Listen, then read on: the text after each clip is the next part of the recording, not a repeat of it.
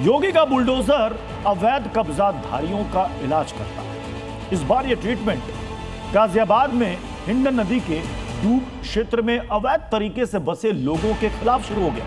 हिंडन के दुश्मनों के खिलाफ इस अभियान की शुरुआत हो चुकी है। योगी प्रशासन की टीमें अवैध को चिन्हित कर रही हैं। जांच में जहां भी अवैध मिलेगा उसे तोड़ा जाएगा। यह गाजियाबाद के जिलाधिकारी ने साफ कर दिया है और कह दिया है कि हिंडन के दुश्मन बुलडोजर के सीधे रडार पर है।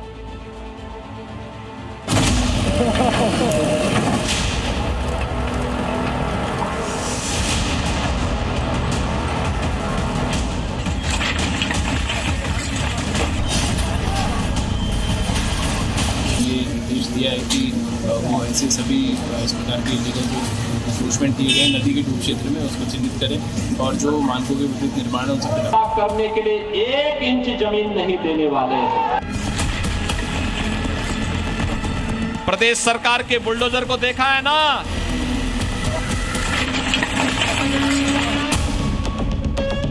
उत्तर प्रदेश में अवैध कब्जे का सवाल ही पैदा नहीं होता।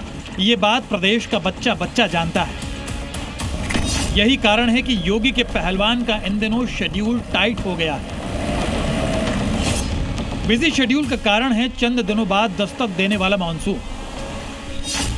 बारिश का मौसम आने से पहले योगी के बुलडोजर को गाजियाबाद टू संभल अवैध कब्जों का नामो निशान मिटाना है।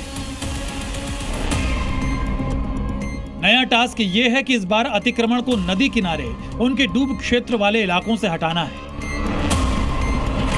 ऐसे में योगी के बुलडोजर के पास समय कम है और काम ज्यादा। संभल में बुलडोजरों की टोली वर्धमान नदी के अस्तित्व को लौटाने के लिए हाल ही में लगाई गई थी। अब गाजियाबाद में भी हिंडन नदी के किनारे योगी के बुलडोजर ने अवैध कॉलोनियों पर कहर बनकर टूटना शुरू कर दिया है। और जो भी भूमाफिया डूब क्षेत्र के अंदर निर्माण करता हुआ पाया गया उसके खिलाफ सख्त कार्रवाई की जाएगी। गाजियाबाद में हिंडन नदी 37 किलोमीटर के क्षेत्र में बहती है, यानी इस एरिया के आसपास जितना डूब क्षेत्र है उसमें जितनी अवैध कॉलोनियां हैं सबकी सब समतल कर दी जाएंगी।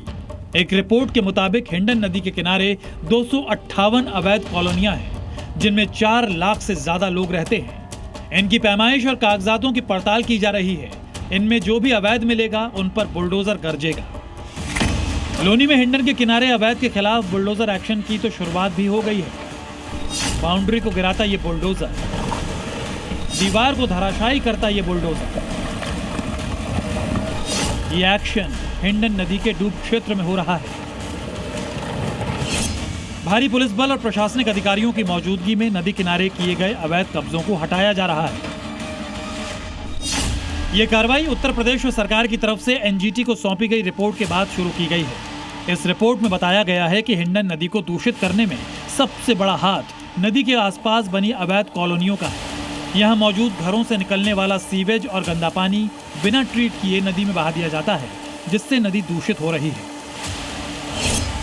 इस खुलासे के बाद योगी प्रशासन का साफ कहना है कि नदी की मूल जमीन पर जो भी अवैध कब्जे हैं, अवैध कॉलोनियों के रूप में या फैक्ट्रियों के रूप में, उन सभी को पूरी तरह से साफ किया जाएगा, क्योंकि प्रकृति और नदी के साथ खिलवाड़ कतई बर्दाश्त से बाहर है।